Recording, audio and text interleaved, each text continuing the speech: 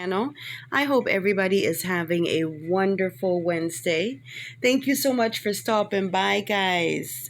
Thank you, thank you, thank you. If you are not subscribed to the channel, please go ahead. What are you doing? Hit that subscribe button.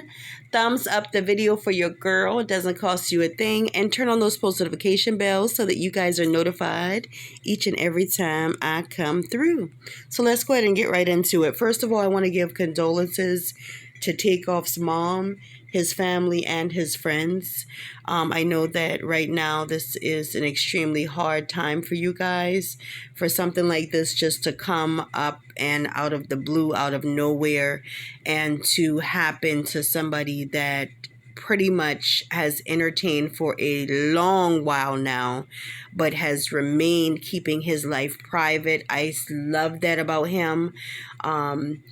He was so humble, and to be out and about just trying to have a good time and to lose his life senselessly the way that he has, it really doesn't make any sense. All right, guys. So while TakeOff's passing may still be fresh, Texas officials are moving quickly with their investigations into his death. The Houston Police Department held a press conference on Tuesday urging people to come forward with information and footage. Meanwhile, per TMZ, a medical examiner has concluded the investigation into the rapper's cause of death. According to the report, TakeOff died from a gunshot wound to his upper body area, confirming initial claims about how he died. The Harris County Medical Examiner listed the primary cause of death as penetrating gunshot wounds of head and torso into arm, and the manner of death as homicide. A screenshot of the coroner report shared by the New York Post also lists the death certificate as not ready. However, the report says TakeOff is ready for transport, meaning the family can receive his body to prepare for funeral services. While the report lists homicide, TakeOff's label, Quality Control Music, seemingly suggests his death was an accident. In a statement released Tuesday, QC wrote, "What senseless violence and a stray bullet took 1/3 of migos." It is with broken heart and deep sadness that we mourn the loss of our beloved brother, Kirsnick Curry Ball, known to the world as TakeOff.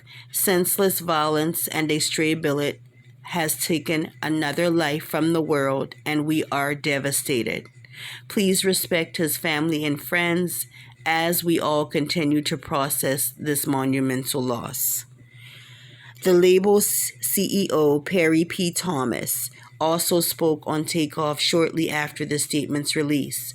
In addition to expressing his love for the fallen artist, he called on the community to cut the violence. "I want our community to remember that we don't have to continue to resort to violence every time there is a disagreement. It's okay to love your brother and sister," Perry wrote. "We all have been guilty of self-hate, but I pray this never-ending cycle will someday change us all. We have so many memories to keep your name alive." This is sad, y'all. Sad, sad, sad. As previously reported, Houston's police received a 911 call about a shooting at about 2:30 a.m. on November 1st. TakeOff and Quavo attended a private event at 810 Billiards and Bowling, Houston, when the shooting occurred. Police discovered multiple shell casings on the venue's third level. However, at this time, it's unclear how many bullets penetrated TakeOff. A 23-year-old man and a 24-year-old woman suffered non-life-threatening injuries and took themselves to the hospital. Initial reports claim an argument ensued during a dice game where Quavo was a player and TakeOff a bystander. However, police have only confirmed that an argument took place. Houston PD Chief Tory Feener told reporters on Tuesday that his department has no reason to believe that TakeOff was involved in anything criminal. After the event ended, there was a large group of people who gathered at the front door area just outside of the building, and it led to an argument where the shooting took place from the disagreement. Houston PD Sergeant Michael Arrington said on Tuesday. Chief Troy Feener also urged the Houston community to assist in the police investigation. It's Houston and every brother and sister in the neighborhoods. I'm calling on you to action, to step up. There were 40 people at least at this event, and people left possibly out of fear, the chief said. I ask you one thing, and I want this to resonate with everybody. What if it was your brother? What if it was your son? You would want somebody to step up. So please step up. Get the information to us so we can bring some closure to this family.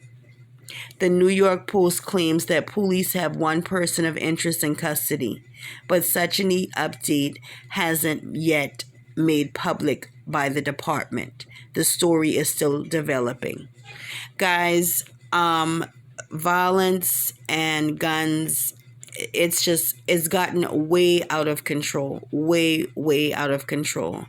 And TakeOff has lost his life as a result of it. This is just heartbreaking. At the end of the day, I don't know why people with that amount of money even would want to have a gambling game, much less a dice game outside. At certain points in your life, you've got to start going in that new direction that you're being led to go in, even when you don't want to, and it's simply because it's best for you. And we tend to want to still hang around some of the people that we've been hanging around with. But when those people aren't developed and you are developed, it gets kind of hard for jealousy at some point and envy to not come inside of the area. So, I just feel like, you're hanging out with negative folks and they've got negative shit on their mind and they're up to doing negative things. Shit all together just turns negative. So I see it as, I don't even know why they was outside gambling, and he wasn't even gambling. That's the thing. He was just with Quavo, who was gambling. So at the end of the day, he just lost his life senselessly over nothing. Over nothing. All right, guys. Thank you so much for stopping by. Thumbs up the video. Subscribe.